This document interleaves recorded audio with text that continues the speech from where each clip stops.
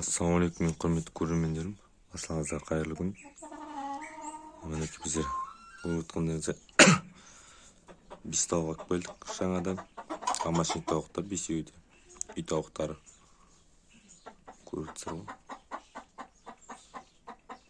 Сосын міне өзіміздің тауықтар қалғандар. Общий 10 тауық болды қазір.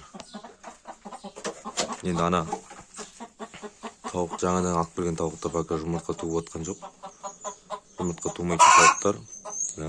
Мен әдейі өзім тауықтарды қалай жұмыртқа туғызу керек екенін сіздерге көрсетейін деп 5 тумайтын тауық алдық. Менде күнде 3 жұмыртқа және де 2 жұмыртқа аламын. Енді неше жұмыртқа алатынымызды қараймыз күнде. Мен оларға қандай жем беремін, соны сіздерге айтып кетейін. Осы жемді беремін. Мына баклажкадегі жемді беремін. Кешегі айтқан. Мен осыдан кеше жазда неге тауықтар жұмыртқа тумайды дейтінді видеоны қарасаңыздар, осы жем қандай жем екені айтылған. Сол екеуін араластырып берем. Бір аптадан кейін тауықтарым жұмыртқа беріп бастайды. Қалған тауықтар.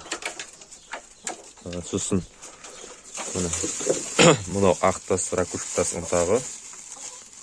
Тауықтарыңыз жұмыртқасы туғаннан кейін жеп қоя беретін болса, или жарылып қалатын болса, қабығы жұқа болса, осыны беріңіздер. Мықты болады жұмыртқаның сыртында қабықтары.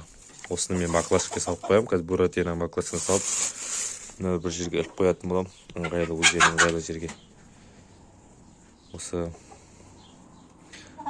Міне осы 5 тауық келдік. Бұйыртса енді көреміз. Нәтижесін көретін боламыз кешегі жемдердің.